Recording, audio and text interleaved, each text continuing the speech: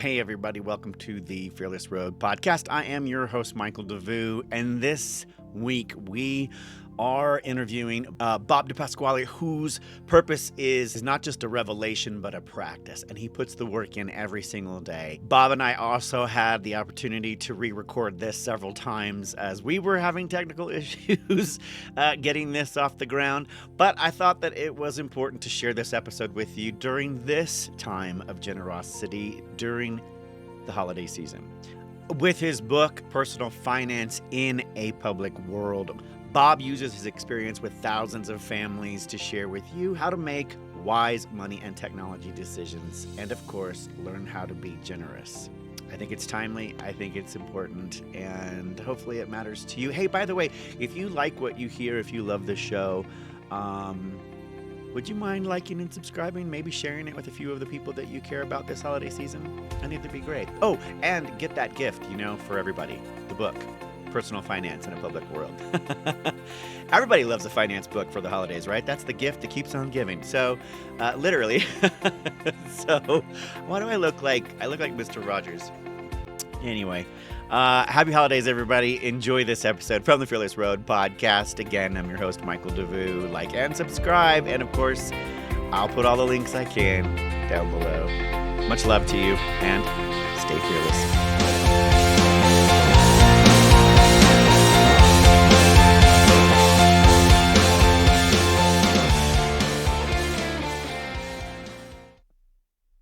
Ladies and gentlemen, welcome back to the Fearless Road podcast. This week in the house with me today is my special guest, Bob Depasquale.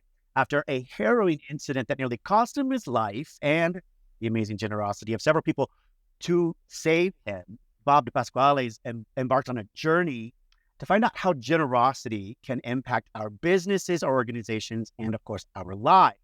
Now, he spent 15 years learning how to apply the giving and gifting principles in his own business. And now it's his mission to help others do the same by showing leaders of organizations that having a generous culture and a mindset will attract better employees and better customers. He is also known as the Generosity Guy, the founder of the Initiate Impact financial investment and management firm, as well as his book that is out, Personal Finance. Everybody, please welcome Bob Depasquale. Michael, Not man. the applause. Woo-hoo! I wish I could put like a laugh track or an applause track in there, because I feel like we're just sort of like, where's the I hear where's you, the noise? But we're going to bring the noise on our own. We're going to bring the excitement and the energy here today on our own. Finance and fear, the two big F's. I mean, there's a lot that goes on there, I would imagine. So tell me a little bit about you and your background. Get us caught up for our audiences. I already know Bob. I'm familiar with him and his work, so that's unfair. But to the rest of our audience members and people that are listening out there, give us a little background story on you, how you got to where you are today, and why generosity. Absolutely, Michael. Pleasure to be on the show here today. The Fearless Road. Fear is one of those F's that I just despise. I do not like being fearful. And so it's great to come on the show today and talk a little bit about the things in my life that combat fear, if you will, and generosity is at the top of the list. You talk about my story and what's going on in my life and catching people up. Man, it has been a hectic couple months, if I'm being quite honest. But yes, it has. Ladies and gentlemen, you don't know, both Bob and I have been dealing with some technical issues on both sides of the fence, as well as issues at home with construction and noise and all these interference elements that get in the way of us producing this particular episode. So we have tried multiple times, and here we are to give this to you. So hopefully today we nail it. And if we don't, forgive us. We'll get there. We're going to get it done today, ladies and gentlemen. That's right. Sure. We are. And so, somewhat, Michael, but I don't want to be that guy who makes it seem like, everything I've done in life is some massive obstacle. But to be honest with you, the past couple of months have kind of been a microcosm of my life. There's been a lot of things that have been thrown at me kind of unexpectedly. But I, over the years, I've learned to appreciate those challenges, and they've challenged me to overcome fear. And so I'm traveling that road as we go. I don't think you ever get over it. I think you learn how to understand it and learn how your body and mind best handles it. So yeah, I would be more than happy to talk to you a little bit about my story. Essentially, I'm a New Yorker by birth, but a Floridian by just about everything else in life. And I live here in South Florida. That typical snowbird. Exactly. I was a snowbird when I was 3 years old. My parents chased my grandparents down here and decided to just live, decided to move. So most of my family on both sides is up there in New York. And my wife's family is actually from Michigan. And man, is it cold up there. So we just love sitting down here in our beautiful paradise in South Florida. Do you like sending them those postcards during the holidays? Yes, that's what we do. That's what we do. Our little Christmas card every year is our holiday card is us doing something warm.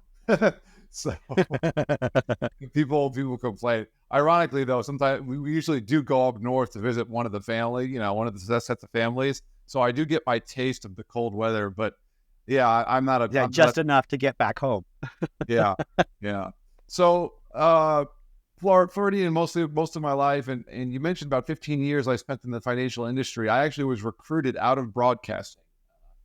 I'll tell you a little bit more about my education and my story in a moment, but I have a master's degree in broadcast journalism, and I didn't really use it too much for many years in my financial career, but I'm learning how to get back into it and use it more. And it's such a pleasure of mine now to speak with organizations, whether on a recorded chat like this or in person. I mean, I love addressing people, and having some training in that field has been a powerful force of what I do. And so you mentioned about generosity, and I had this thought while you were talking a moment ago that I am so blessed and lucky to be in a career now that really lends itself to learning about the giving and generosity of other people. Like I just have to rely on others to put me where I'm at today, to put me in the professional situations that I've had today. And so I don't know if I was always that person. When I was younger, I thought I was invincible, and this kind of leads well into my story. But I don't know how many people out there were, 18 years old and they thought they were invincible and could take on the world and nothing could take them down. Michael, I don't know if you felt that, but I certainly the youth did. Yeah, bliss of youth, man. I mean, ignorance is amazing when you're young and you just don't know. Yeah. I thought, listen, I wouldn't go as far as arrogant. Maybe you can talk to some of the people that I grew up with, but I wouldn't call myself arrogant, but I was a pretty confident person. I thought, that even if mistakes would come in my way, I was so young and I had opportunities, and but it took some really challenging times in life to realize that you can't go it alone. You can't go through things and build your professional career or even your life or your family by yourself. And so that's been really, really powerful for us. So speaking of New York and Florida, I graduated from high school and I thought I was going to go back to New York for college. And I had 3 reasons to go back to school.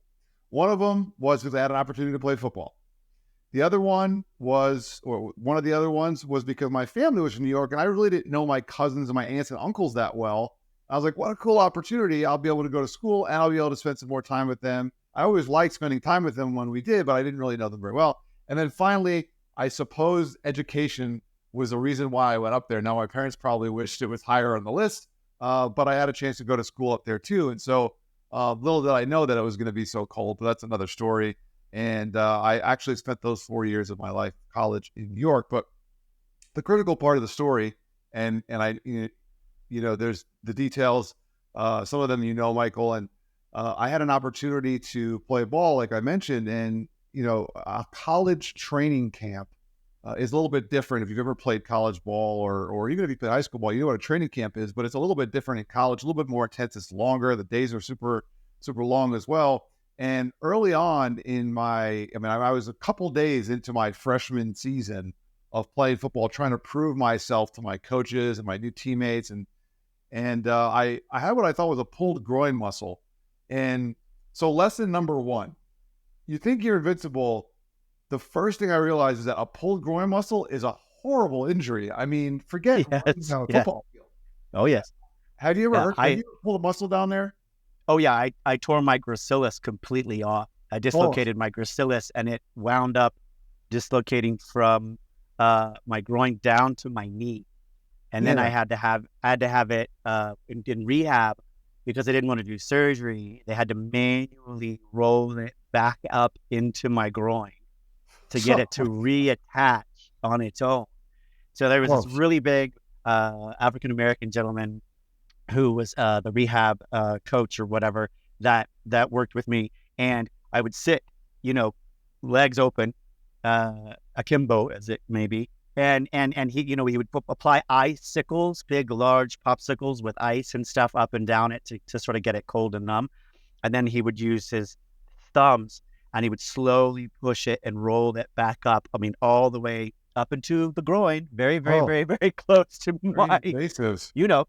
Yeah. And the pain management of that alone was a practice in order to, because they didn't put you on anything. You didn't take anything but pain. You just had to breathe through it. So yeah, it's no joke. It's no joke. So and so that type of injury is probably what they thought I had.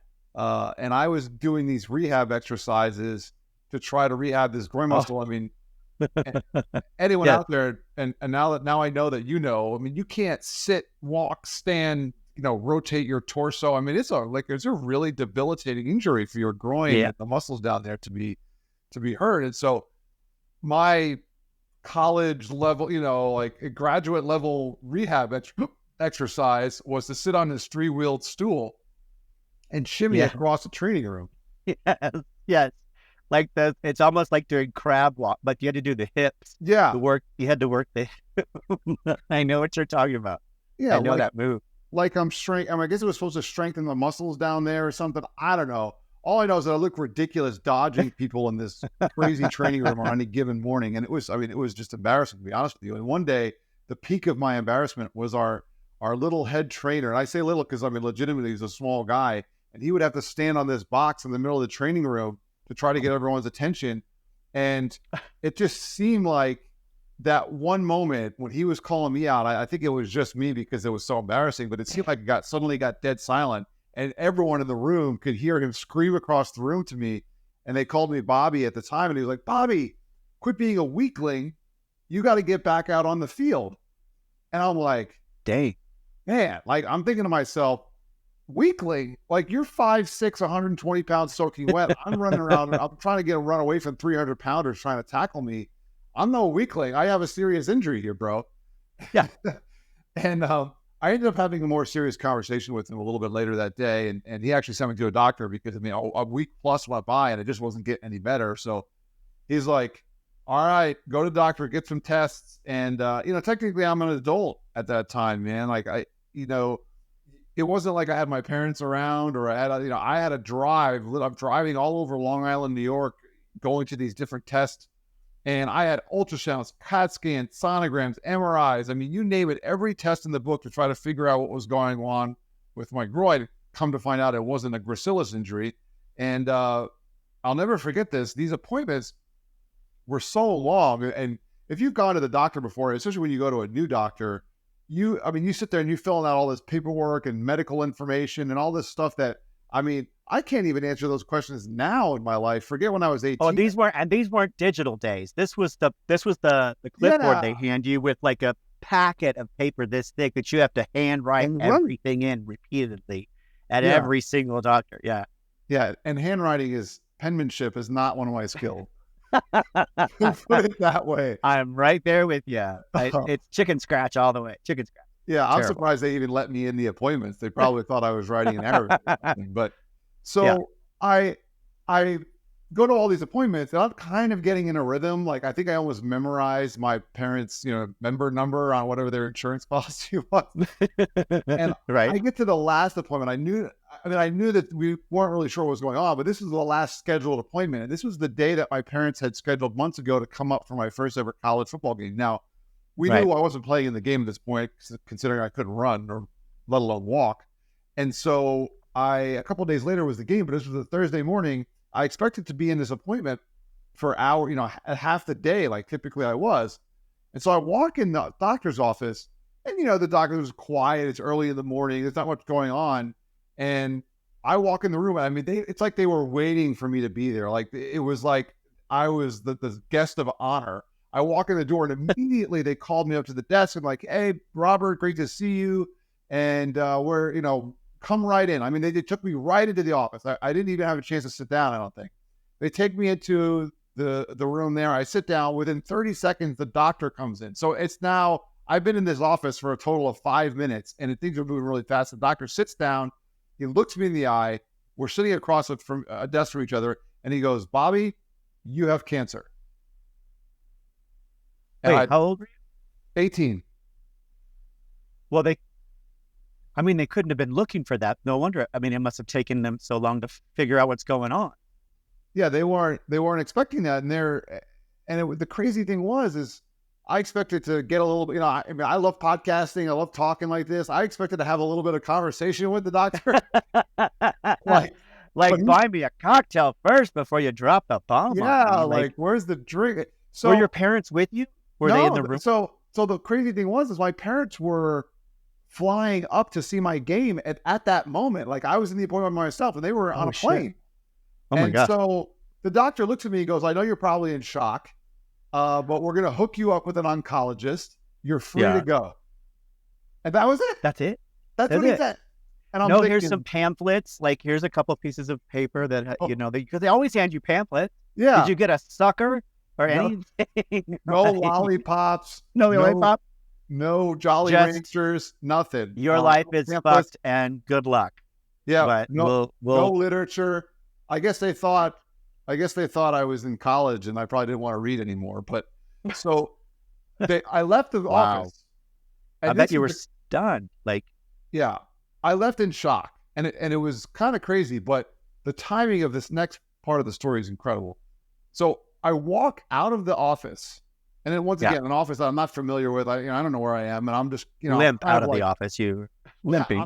I'm disoriented to begin with because I don't know where I'm at. And I'm in shock because I have cancer. I don't even know what. I mean, I guess you could assume, but I didn't really. But did he tell you what type of cancer? Or did he just say you have cancer? Just said you have cancer. What? And my God. I think maybe he was trying to not confuse, like trying to make it as easy as possible, like simple, maybe not easy, but simple for me. I don't know. Yeah, but simplify it. My brain is going 100 miles an hour. And I walk out of the building. But you're like, but what about my groin? Yeah. So did you associate those two things, or were you just still spinning? No, I just still spinning. Honestly, Michael, like knowing me at the time, I thought if I had an opportunity to ask him a question, I probably would have asked him when I could play again. If I'm being honest.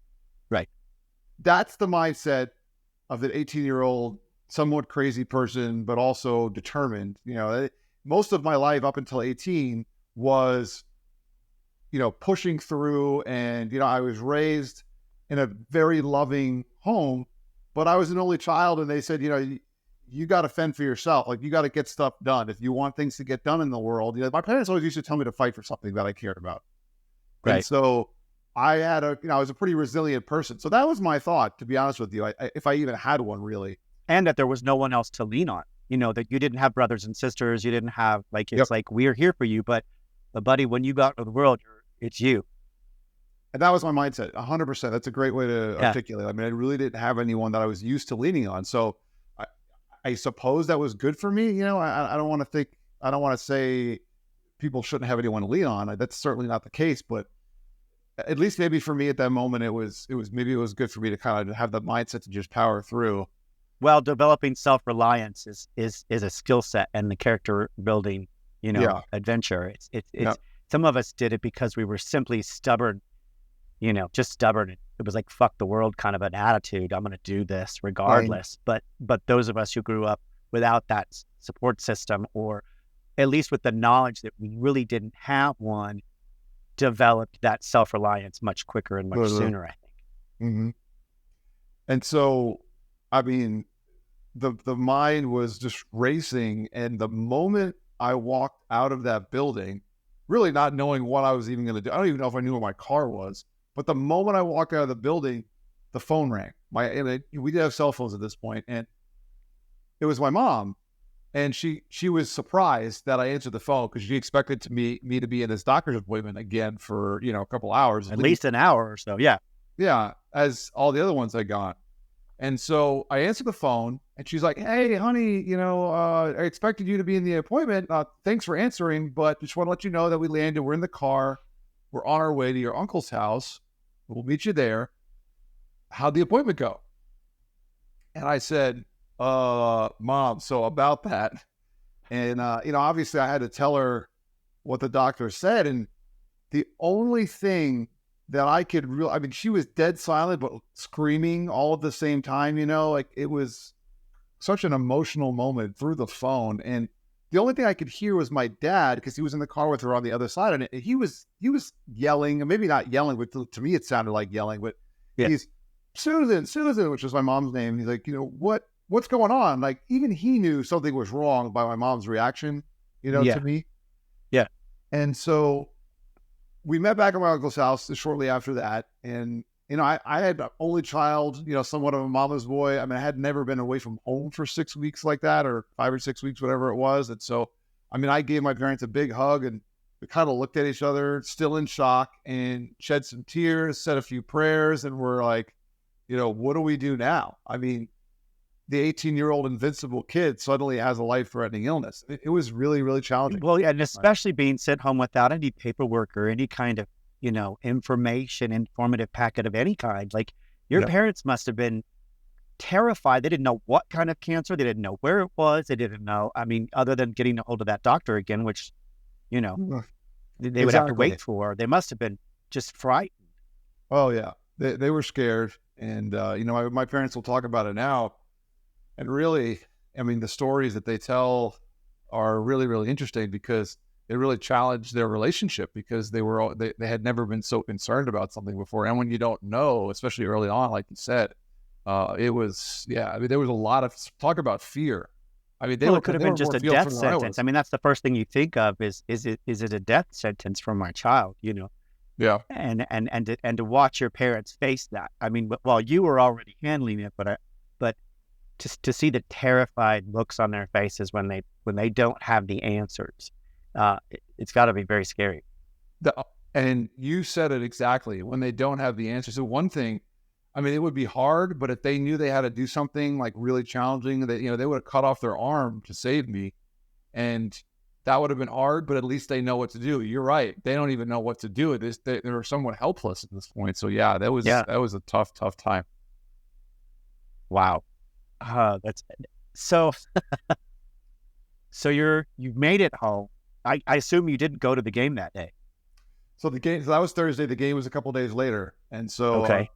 We knew obviously I wasn't playing, and and when it was an away game, and so when you're not playing in the game, you don't travel with the team. So I was still at my uncle's there. Now we ended up talking to the oncologist, I think probably the next day, who happened to be, by the way, this is part of the whole collaborative generosity story, but I don't normally mention this in the story just because it's another detail, but it's also interesting to point out that one of my cousin's friends, and she was in like first or second grade at the time, her dad ended up being my oncologist.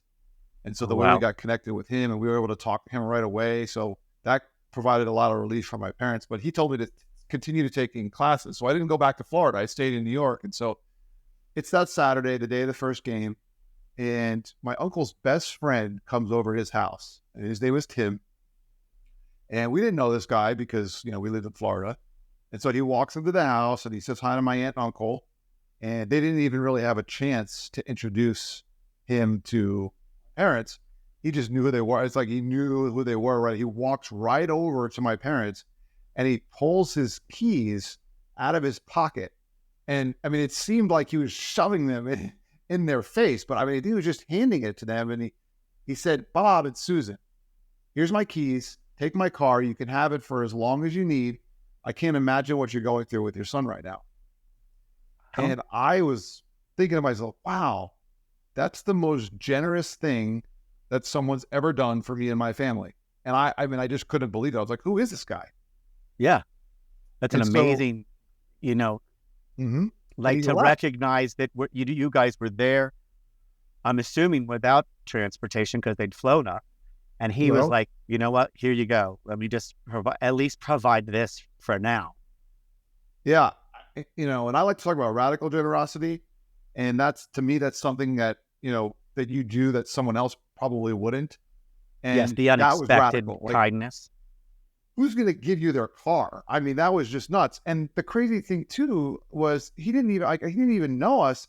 And he was there for like 15 minutes and he just left. He did that. We talked for like a minute. He said goodbye to my aunt and uncle and he was gone. Wow. And we were like, So he So came many over of just these to give us the car. incidences were happening so fast for you, like within the span of a few days. The instant of being told, the instant of your parents arriving, the instant of him being generous, and then So that's, just switch. yep. You know, It all were moved you very still fast. spinning at this point? Like, what were you? Was your head still spinning? You hadn't made sense of it or absorbed it, or where were you? And mentally, I mean, Michael, I have trouble making sense of a lot of things in life. And at 18, at 18, at 18, I was not prepared to make sense of anything. I mean, listen, I don't want to be too self-deprecating. I wasn't the dumbest kid, but at that point in my life, it was, sports and, hanging out with my friend. That was what I was into. So like, I wasn't really thinking too deeply about anything. I think it was more like, okay, this is just kind of what you do, wow. and I did, however, what Tim did for us did really stick out to me, though. That I gathered, like that I picked up on something about that. And, I Struck a don't know chord if with you. that was, I don't think, to be honest with you, Michael, that was just natural, right? Like, I don't think I had this special desire at that point in my life to identify generosity. It's a lot different now. And it's what I do, a lot of what I do for a living. But I think there's just something special about that moment hit me. And I'll never forget it. I think about it all the time. And that was it. And Tim was gone. And so continuing the story, a few days later, I went to my second ever college class on Tuesday morning. And, I don't want to say a normal day. Obviously at this point, things were not normal in life. But I came out of my second ever college class and I go to the cafeteria to grab something to eat. I had a breakfast burrito. And I'm sitting there by myself watching the news. Now, I don't know the news station. I'm 18 years old. I don't even watch the news, but it's what's on TV. And it had one of those like old school tube televisions that was probably 8 inches wide. And it's hanging from a bracket on the ceiling, between the ceiling and the wall in the cafeteria there. And I'm watching the thing, and all of a sudden, they flip to this emergency and they show a plane crashed into one of the towers in New York City, not too far from where I went to school. Yes. And I'm like, oh man, that's, what a horrible accident. That's terrible. So I actually called my dad. I said, hey dad, he was back at my uncle's and he's like, hey, are you watching the news? And he's like, yeah, I'm watching the news. You see this plane? And I'm like, yeah, that's terrible. And it was riveting. But in less than, maybe a minute later or so, bam, another plane hits the tower right next to the first one. And we didn't realize it at the moment, but it turns out that the September 11th terrorist attacks were happening right then. Yeah. Most of us didn't know it. The fact, the first time when I saw the first plane, I thought it was a stunt. I thought it was part of my brain was like, this isn't real. What is this? Is this some kind of a joke? Is this some kind of a manufactured thing? It didn't add up for me. And I couldn't even envision or fathom what it would take to get a plane to crash into a building in New York, let alone be cleared for that airspace. Like all the different things that my head was trying to add up that you would have to be able to do. And I wasn't thinking terrorist. I was thinking, well, who would do that? Nobody would do that. Like, this is America. And that's, I think that's that whole sense of safety that this assuming of safety that we had at the time came crashing down around us at the same time. Mm-hmm. I just didn't know what to think. I was like, okay, that's kind of crazy. And my dad said, you better get in the car and get back to your uncle's house. That's not an accident. So he knew something. Were you in the car that gentleman gave you? Yeah. Oh, you better get back in his car and get back to your uncle's. So I hopped in the car. I sprinted out of that place as fast as I could with my groin injury. that was no longer a groin injury. And I didn't finish what I was eating. That breakfast burrito is probably still sitting there. And I hop in the car, and it took me 9 hours to drive what was typically a 15-minute drive. Because everybody was on the roads trying to get out of New York. Yep. I'm in New York. I'm driving. I can see burning towers in the distance. I mentioned my master's degree in broadcast journalism earlier. I worked at AM radio. I loved working in it, but I didn't I would never listen to 9 straight hours of AM radio again, ever in my life. But it was riveting. I listened to all the coverage. Oh, yeah. No one knew what was going on. And I actually barely got off the highway. Thank God I was able to get off the highway, and I ran out of gas just off the highway in my uncle's neighborhood. And I remember calling my parents. Somehow, back then your cell phone battery, you weren't on it like the whole time, so it lasted the day. So I still had cell phone battery left. I called my parents and said, "Hey, I'm around the block. Can you come help me push the car into the driveway?" So we pushed the car in the driveway, and I get out of the car, and it was a very similar moment to when I got out of the car the day I was diagnosed. And I looked at my parents, and we kind of like were staring at each other, like, "Wow, I was invincible Bobby, a week or 5 days ago. Then suddenly I felt like my life might be coming to an end. Now we think the world might be coming to an end." I mean, it was unbelievably fearful, just confusing. You just didn't know what was going on. And so my aunt was hysterical. I mean, she was even more hysterical than we were. And because my uncle was on business the night before, and he was supposed to fly home that morning. Now he was in Denver. Now we didn't know at the time that the planes didn't come from there. So we were concerned that he was on one of those planes because he was flying back to New York. Yeah. So maybe 8:00 or so, he calls and he's like, "Hey guys, I'm really sorry. I'm sure you've been panicking. I'm fine. I'm alive. My plane never took off. I'm going to be okay. I'll try to catch a flight tomorrow. Everything's fine." And then, we talked for a couple of minutes, whatever, and we were going to hang up. And he ended up saying, "Before I let you go, I got to tell you that, my friend Tim, who you all met just a few days back, he was in the towers this morning and he died." Oh my God.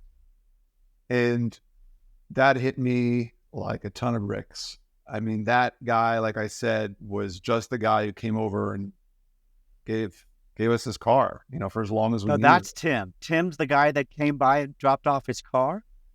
Yeah, my uncle's best friend at the time. And oh my gosh. And now he's gone.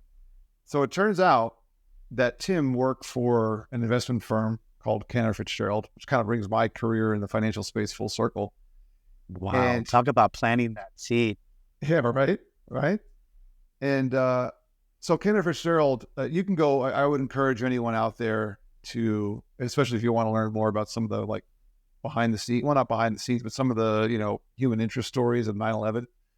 Cannerford Sherald is an investment firm, and their main offices were there in the tower, one of the towers, and everyone from their firm except their leader, his name is Howard Lutnick. So if you YouTube the Howard Lutnick press conference after 9/11, you'll see one of the most emotional press conferences from, I mean, I wouldn't call him a regular guy because he was the leader of a massive investment firm, but I mean, he's still a regular guy. And he was uncharacteristically late that morning, would never not be in the office, but was taking his grandkid or kid. So I think it was his son to school, and just for whatever reason that day, because his wife had something going on and she couldn't take him. So he was one of the people who you've seen some of the videos of people running, like they're on the street near the tower when it starts collapsing. And he's one of the people running away from the tower, and he ended up surviving. And his press conference, he's like, "I lost everyone." He's in such shock and so emotional that he just lost everyone. And Tim was one of those people. And it turns out that Cannerford Sherald and Tim himself were known for being very, very generous people, a generous organization. They would donate office space for free, completely free, to my uncle's foundation for cystic fibrosis, which is a disease my cousin has. And so the foundation had prime office space in a tower in the World Trade Center in New York City because Cannerford Sherald just gave them the office space.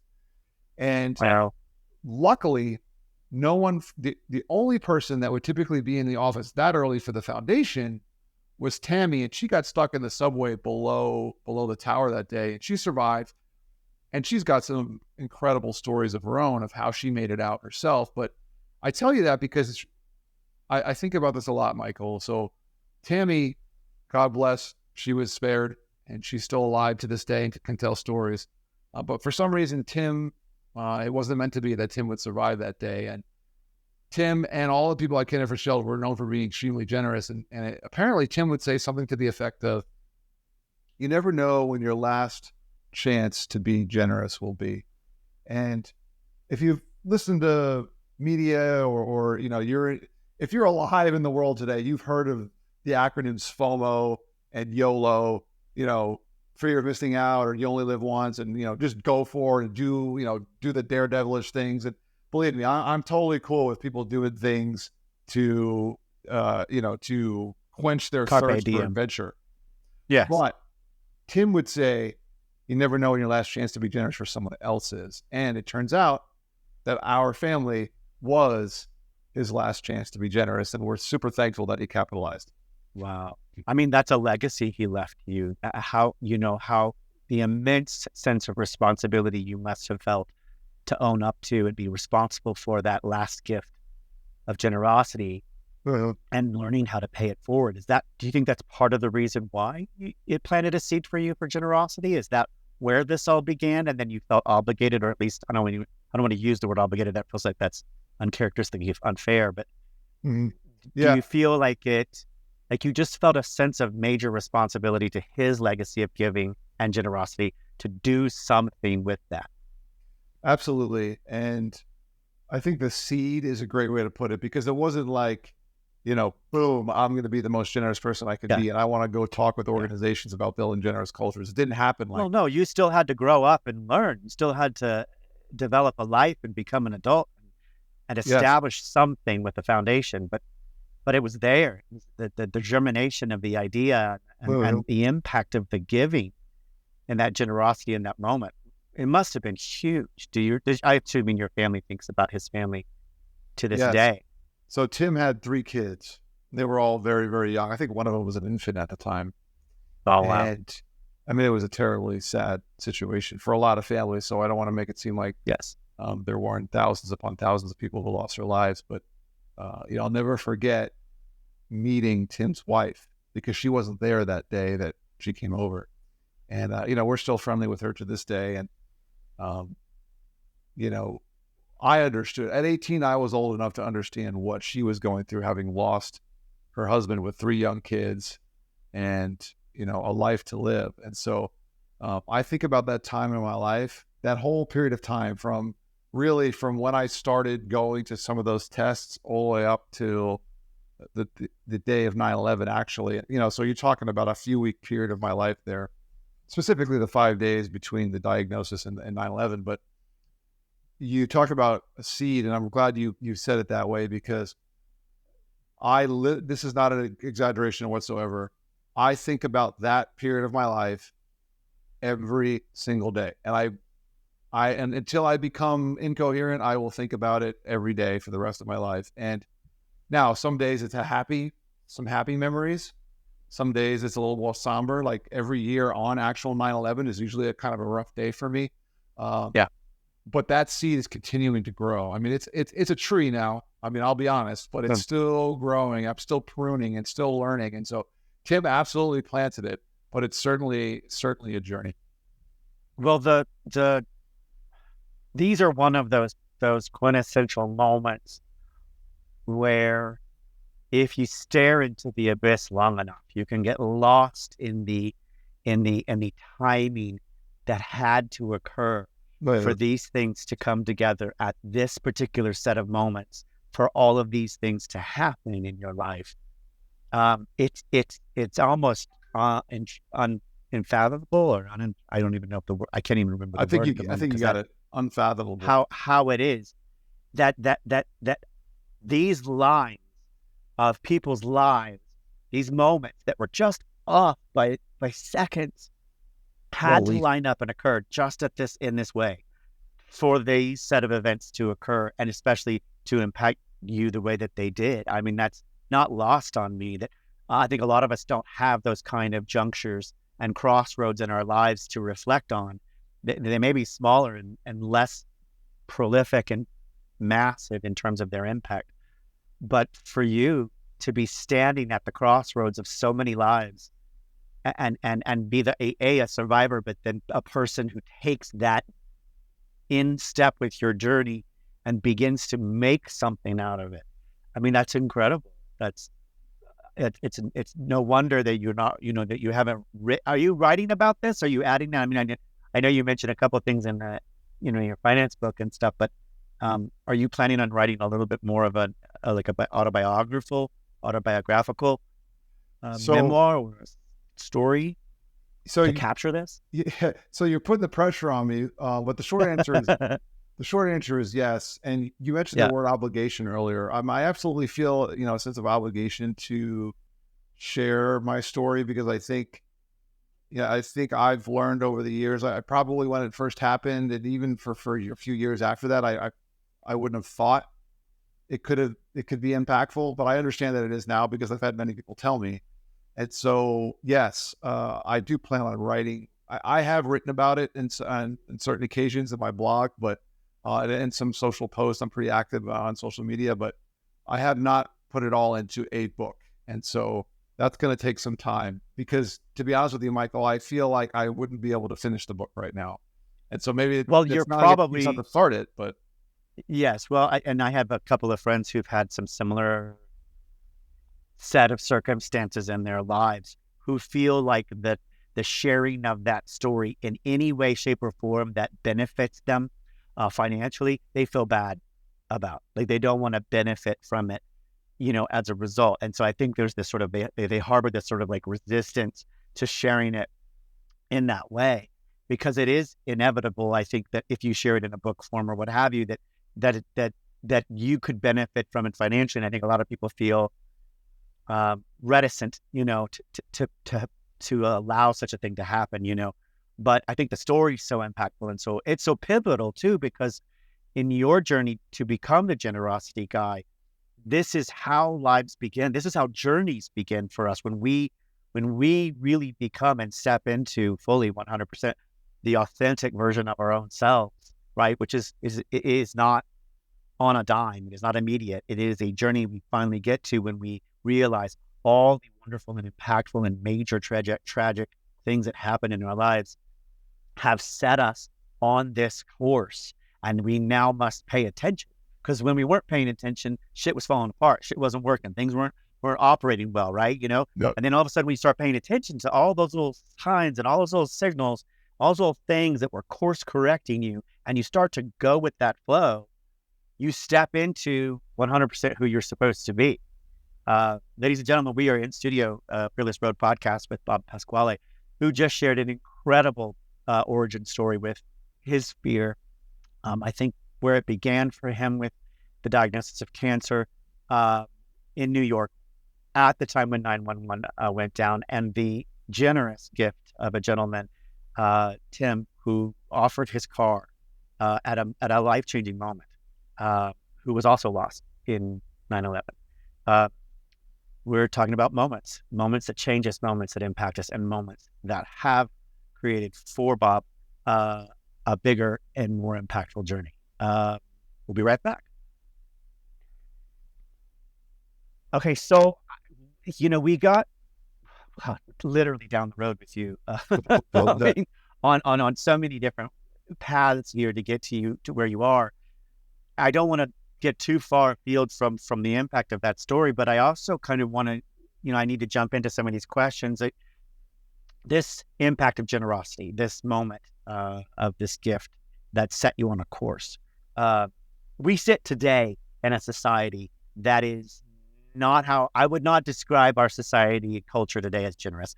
I mean, and let me sort of, I think it's a double-edged sword, or it's a two-sided coin, if you will. We are at a precipice of fear and scarcity, of dynamic political divergence, and a torn and non-unified community, where I feel a little fearful about generosity. How do you describe generosity in today's society, in today's culture? Where do you see it for us right now?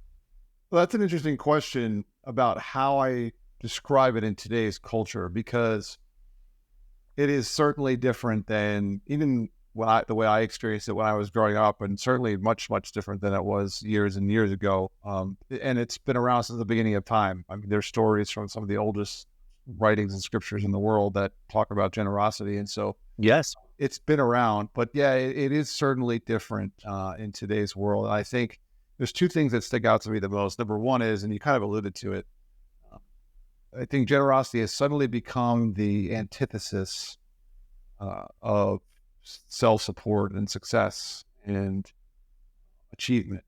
And that one pains me. That point pains me because, I see generosity as a collaborative experience. And I heard a message or a thought from a tour guide that I had on a trip this summer.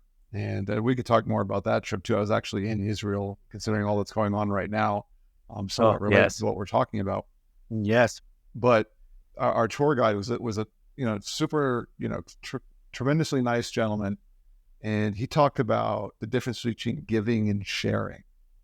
And it was really interesting to me the way he articulated it, because he essentially proved to me that it doesn't matter what culture in the world that you're in, that we were built and made to share with each other, and we don't have to take each other down to be successful. When you talk about scarcity and that, the difference between scarcity and the abundance mindset, I think generosity certainly falls, or it should fall, on the abundance side. But for some reason, we've got this idea or thought that generosity is something that is it is selfless, but I don't think it's the opposite of selfish.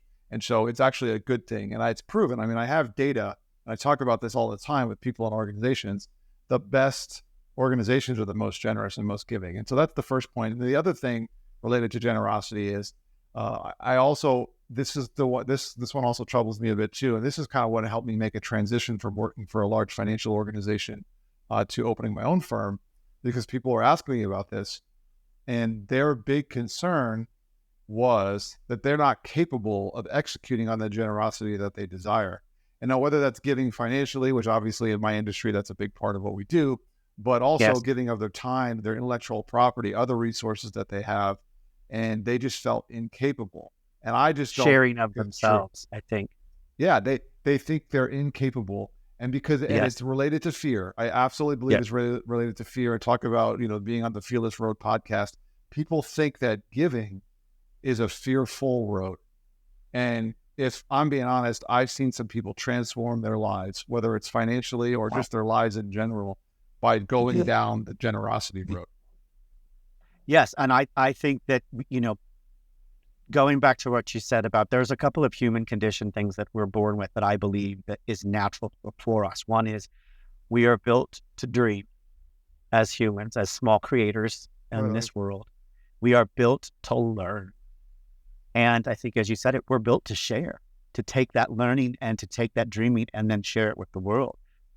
And I think what's happening right now is we have turned a corner in a lot of our cultures and societies where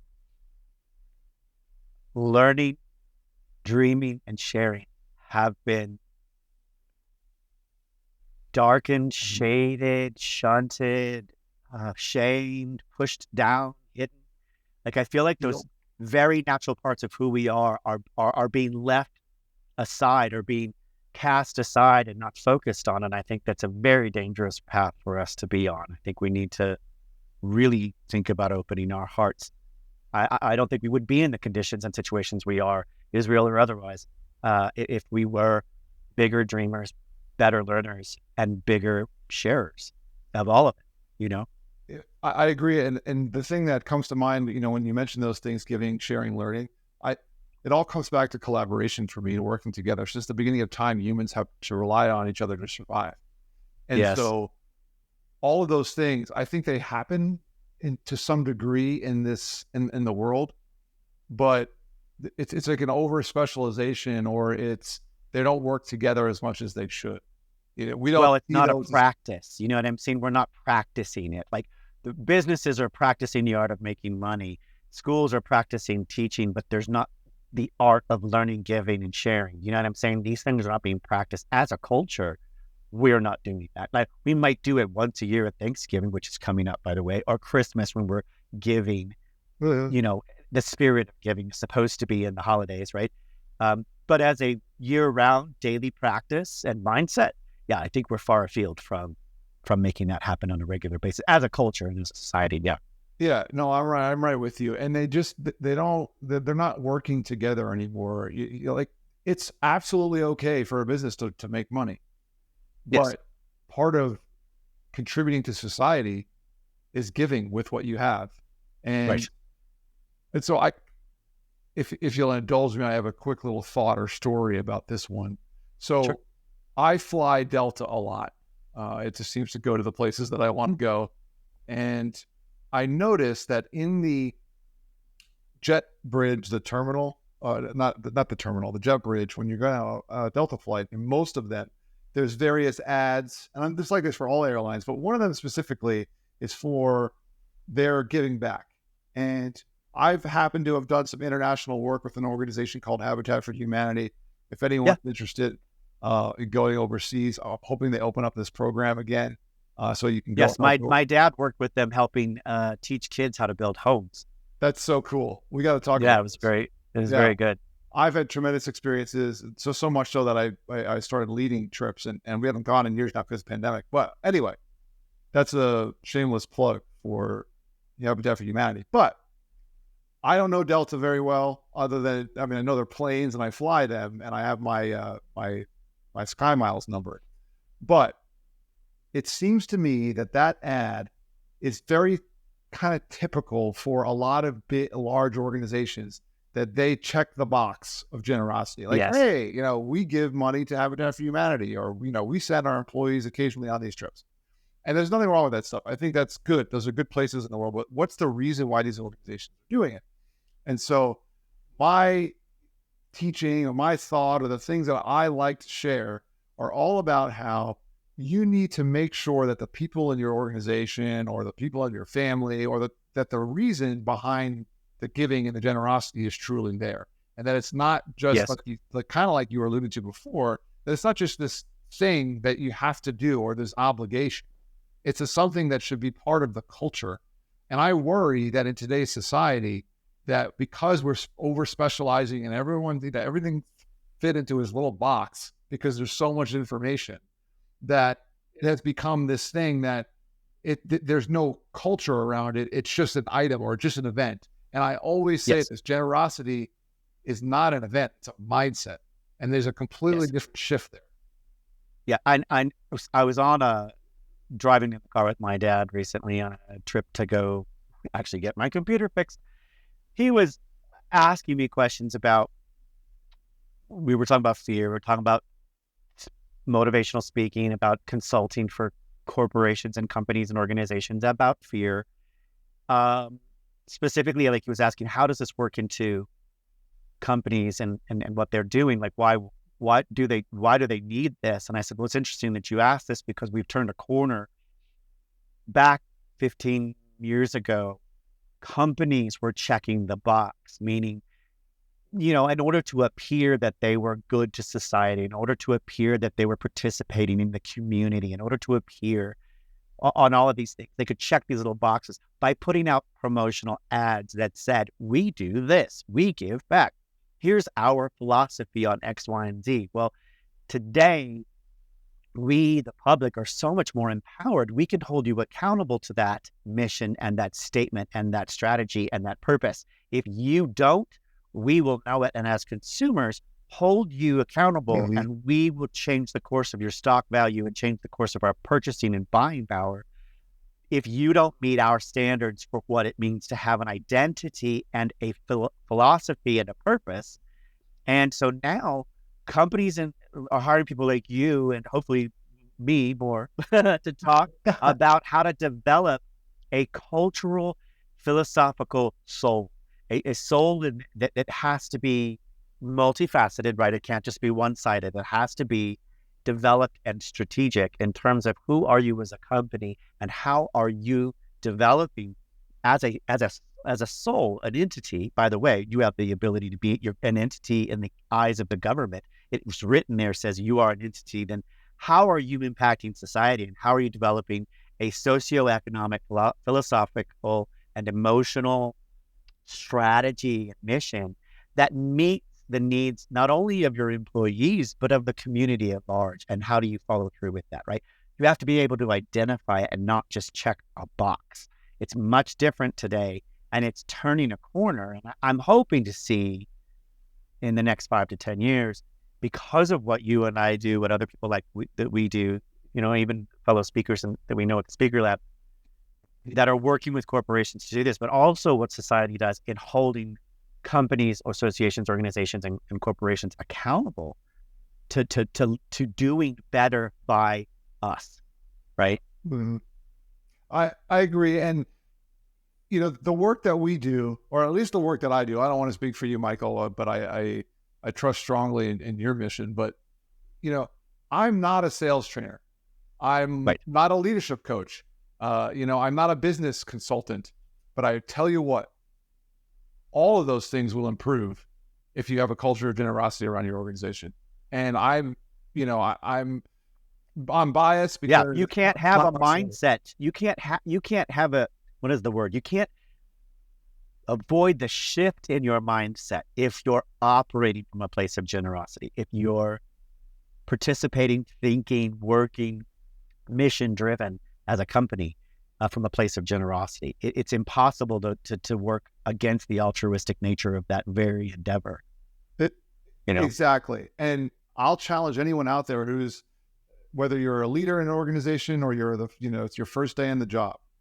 Ladies and gentlemen, welcome back to the Fearless Road podcast. I am your host, Michael DeVue. We got a little interruption in our tech and our signals. Bob and I have been, at the beginning of the show, we even mentioned it. I think both of us are a little cursed with this episode, but we are determined to get this finished. When we left off last time, I was mentioning to Bob, we were talking about generosity as a cultural mindset in the workplace, specifically with leadership, and how adopting a mindset or working from that particular philosophy, you couldn't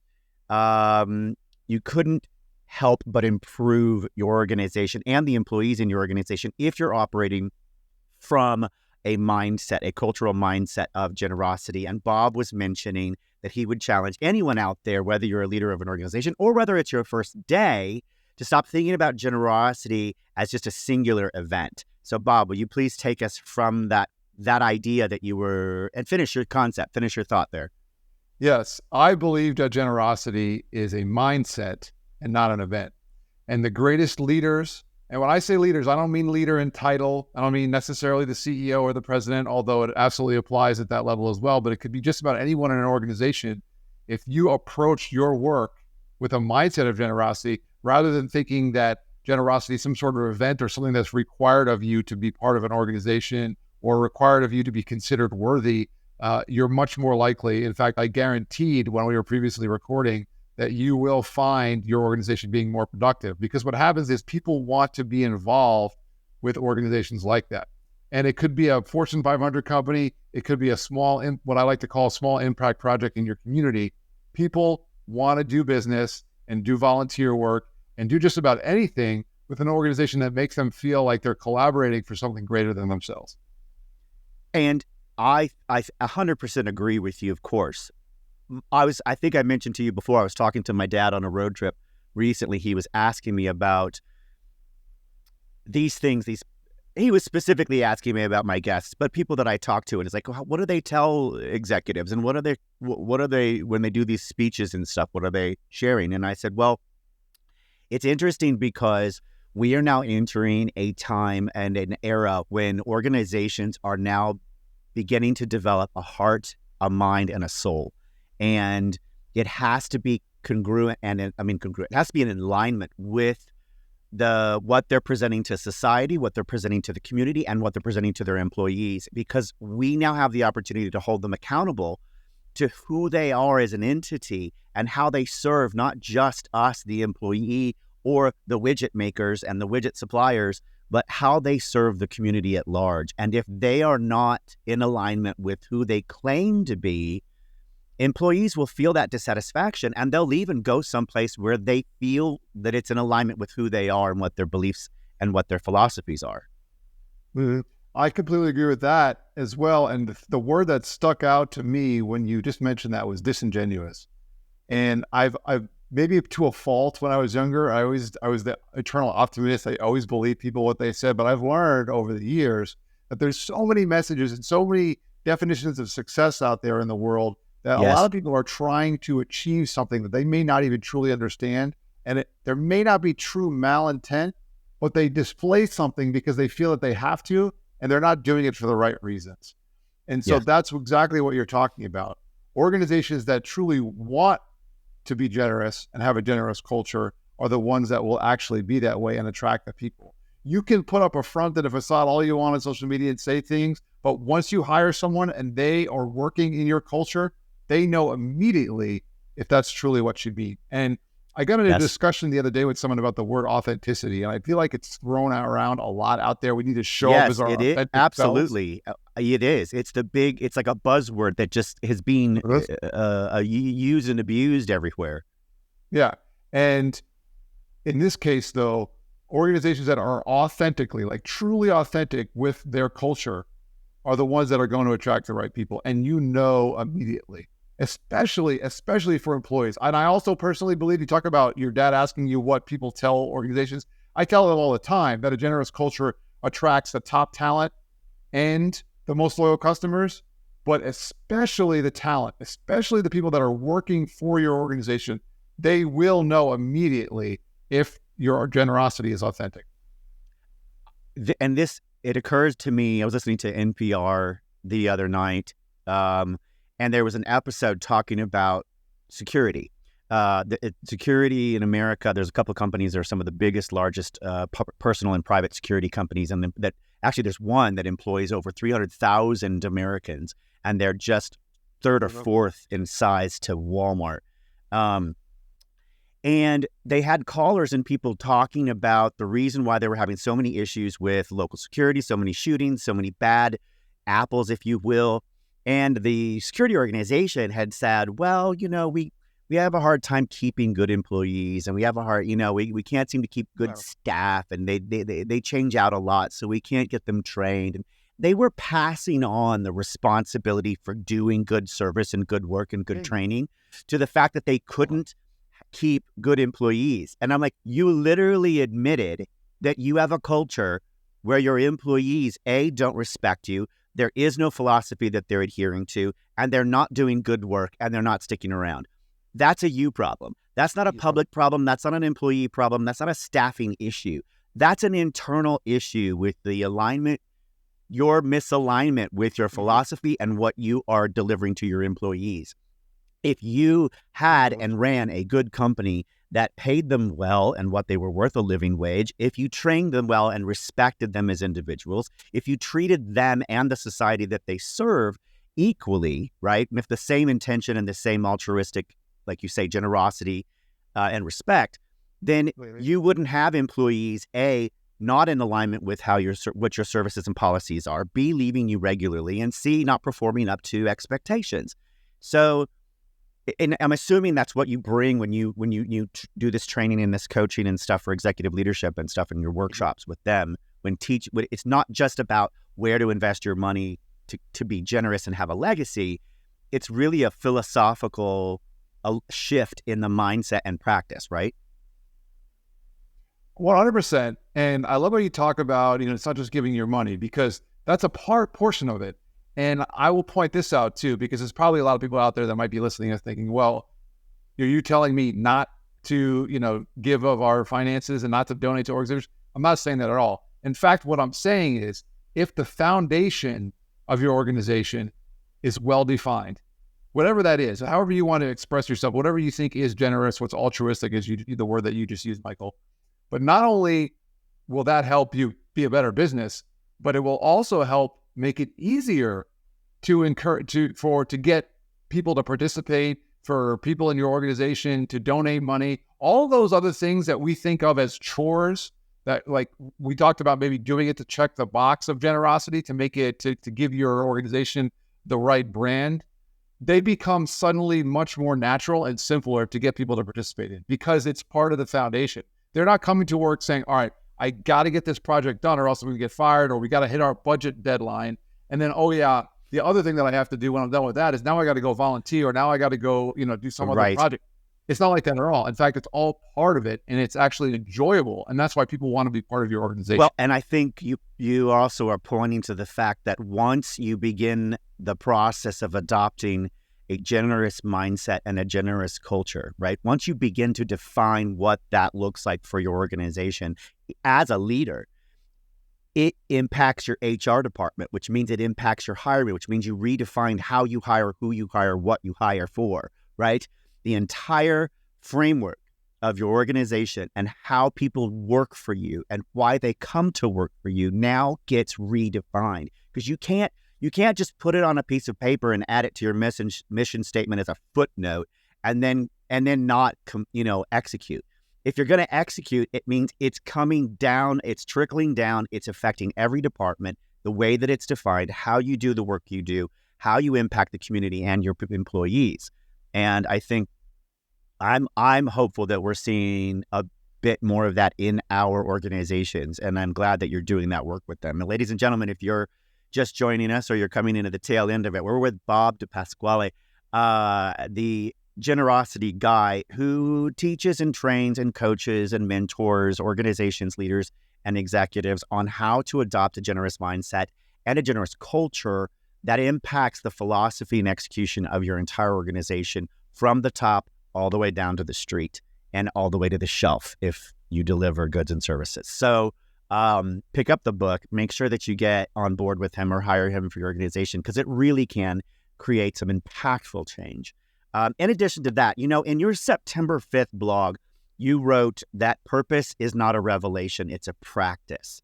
And you said that the idea of finding one purpose often leads to frustration and endless searching. People tend to expect a sudden epiphany or a life-altering revelation that will uncover their true calling. While these moments can happen, they are rare. Waiting for such an epiphany can be a passive and disheartening experience. I love that you say finding your purpose is a practice and not just a revelation. I know a bunch of us have discovered and been like, oh my God, this is my purpose. I need to start doing this. But once you do, you need to create a practice around loving, embracing, and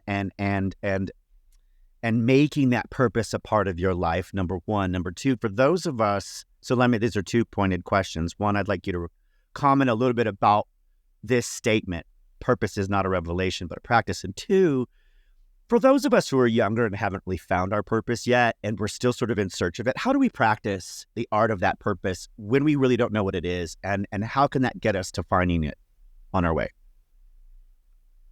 Well, my response or commentary on the blog article that you're mentioning is that came to me. I remember writing that, or, pushing through my thoughts. And I say pushing because, I've been in one of those situations where you have some really heavy thoughts and you're trying to sift your way through what you're even thinking. So it came out because I had just experienced a couple different things, big changes in my life. I was thinking about what the meaning, why did those things happen? And it made me realize that we're not in control of all of the things that happen in our life. There's thousands, millions of external forces outside of us that we're not in control of. And so a lot of times those external forces can contribute to some kind of epiphany moment, like you mentioned, or that I mentioned in the blog article. And so it can be easy. I think the human mind is designed to take shortcuts so we can simplify and be more efficient. And so it can be easy to assume that all of these external forces have come together to form something that was actually your thought process or something that defines your reason for doing something. It can be a good reason to try and take on an opportunity, but it's not going to give you your life's purpose.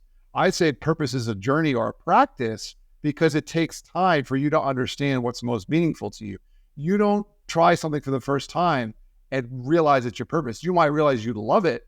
And there's a lot of things that I do, Michael. I have plenty of hobbies in my life. I love all of them, but none of them are my life's purpose. My life's purpose is to help organizations build generous cultures. But it took me a long time to figure that out. Yes. And so to answer your second question, if you are the type of person, whether you're young in age or young in this journey of purpose, the first thing that I always tell people to do is when they're considering this is think about the things that they've spent the most time in their life on. And if you'd be I think you'd be surprised at a lot of what you write down. I always recommend you write it down. Think about the places and times and things that you've done the most in your life and consider those first, because I think a lot of us are a lot closer to finding purpose than we actually think than we actually believe. We're looking, going back to external forces, we're looking at other things that people are doing in the world and what's being promoted and what the world tells us is great. And we're starting to think, okay, I have to walk in that direction, when maybe you've already been walking in the right direction. So that was the first suggestion. And then the second thing, or other things that you start going on beyond that, is take opportunities, try new things. If you're still struggling, you got to look. And that's why it's a practice. So the practice is not a perfectly designed habit that you do for a half hour every day. The practice is actually trying new things and stepping out of your comfort zone. And I would add to this, like, I'm like you, there's a lot of things that I loved to do and have loved to do and have done because I like them or love them, or I'm just good at it. But they're not necessarily my purpose. And I think I would add, in addition to discovering or taking a look at the things that you gravitate towards and do easily and do well, during those times, can you name the moments when you feel 100% authentically yourself, and 2, you feel recognized, acknowledged, or appreciated in those moments for being 100% authentically yourself? If those two things happen simultaneously while doing something that you enjoy and you love, that actually might be your purpose. You might be able to make that into it, because you can do a lot of things you enjoy, but you may not feel 100% authentic there. You may not feel joy and happiness while doing it every single time. But if you can see how many times those align, I think that will pinpoint, connect those dots. For me, when I looked back at it last year and was looking at what had come up, was everyone was asking me, was like, you land on your feet. Fear is not a thing for you. You always seem to approach fear differently than everybody else. You seem to overcome it or be fearless in everything that you approach. And I just thought that this was lip service. I thought this was people being nice to me, families being encouraging, like you said, land on your own you land on your 2 feet or whatever, and when I looked back, I realized I did have a different relationship with fear. I was approaching those moments and those challenges and those tragic changes and impacts in my life very differently than a lot of people were. And I began to look at and examine why. Then I began to look at, okay, of all the things I've done in my life, right, which moments did I feel the happiest and the most joy while doing those things? And does that align with the way that I treat fear? And it occurred to me that using my skill set in entertainment and broadcast and interviewing people and talking to people about fear became the thing for me. Like, I want to examine this. I want to take a bigger, deeper look at my life and at fear. But I like the ability to be able to use all of these skill sets to produce a show where I get to talk to people about their fears. I get to talk to them about their journeys. And that felt more in alignment with my purpose. And so this now is my practice.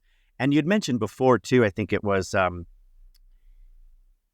are you living it with intention, right? Not just accidentally doing some of the things that come next, or just doing the next thing in front of you simply because it's the next thing to do, or you just happen to be good at it, or someone said, hey, you could do X, Y, and Z. I realized I wasn't actively working and living and doing those things with intention. I was just doing them because they were what came naturally to me, but they weren't providing joy for me, and they weren't providing good service, I think, at the other side for those individuals I was giving them to. I think it could have been better if I was living with that intention and that practicing that purpose. I think the human body and mind are amazing. They can sprint in, short spurts, and I don't want to say fake it till you make it, but I mean, something that's not truly your purpose or joyful, you can do really well, and you can support with people. You can even work in the field and do some really good work. But for sustained excellence, not perfection, but for sustained excellence and joy and fulfillment, I think it's key that you find that purpose. And that's why I mentioned in the blog that it's a journey and not a specific epiphany. It's just impossible. I've never experienced it that way. Anyone who's had some epiphany and then suddenly it changes their whole life and it's their complete purpose. In fact, I challenge people on that all the time. I see this a lot on social media. I see people say stuff like, oh, my life was down in the dumps and I was doing terrible and, I couldn't pay my bills and everything was terrible. And then I heard this quote and now I'm an online entrepreneur, making $100,000 a week selling trinkets. And I always ask them, I said, I'm not saying you're not selling trinkets for $100,000 a week, but what was that moment that completely changed your life, and describe it? And very rarely do I get a good answer. And I hate to criticize people, but it doesn't work like that. To me, it takes time. You don't see the grind that it is until you recognize the result. Well, and this is a great way to wrap some of this stuff up. We are on a journey, ladies and gentlemen. You're on a journey. You're on your own fearless road. And if you want to maintain excellence and in generosity, Bob Depasquale is your guy. He can bring the mindset, the culture, the shift, the change, the questions that you need to ask in order to bring a generous mindset and a generous culture and an idea of excellence, a consistency in excellence and performance and finding your purpose. I encourage you to get out there, get his book, Personal Finance in a Public World. I encourage you to listen to his podcast or read his blog. We've given a lot of tips and tricks and things here over this, trying to get this episode out. But as we wrap this up, are there any other things you'd like to leave the listeners with? Some, parting message or a final thought? My final thought is this. I'll share a quote that I love, and I heard it once. I've heard it multiple times now, but I heard it the first time, I think it was at a concert, and I was a teenager, and the lead singer said, "You may not change the world, but you may change the world for one." And I've always remembered that, and I wasn't always working in the generosity space as I am now, but I'm more and more realizing how relevant that quote is in the work that I do today. So if you're someone out there, you're a leader in your organization, remember, regardless of the title, you're a leader. And you may not change the world, but you may change the world for one person that you encounter today. And that's true. I think we have to remember that the impact of what we do might just reach that one individual who needs it in that moment. As I've said before, there are no new words, but there are always new ears to hear. And what you hear here on the Fearless Road podcast, as well as on Bob's podcast, is new and could be impactful and could change your life and change the direction that you are headed in. And I think it's meaningful. So where can we find you, Bob, other than, just give us a little feedback. I know that there's your website and your podcast and your blog. Where can people get a hold of you?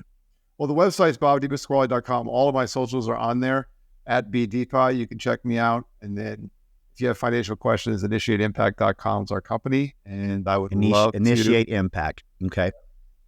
DMs are always open on social, so hit me up and would love to talk about how generous your day is.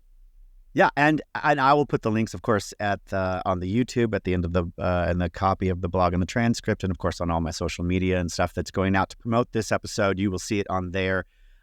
This episode should be coming out this holiday season as we look at generosity and we think about being grateful and being generous to those of us around us, and we can make an impact and change the world. So thank you, ladies and gentlemen, for joining us yet again. Sticking with us as Bob and I get this episode done.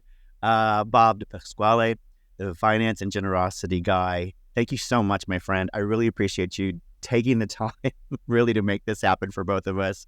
And I wish you the best going into the Thanksgiving holidays for you and your family. Everybody, stay fearless, be well, be kind to each other, and be generous. Don't forget. All right. Thanks, everyone. Bye.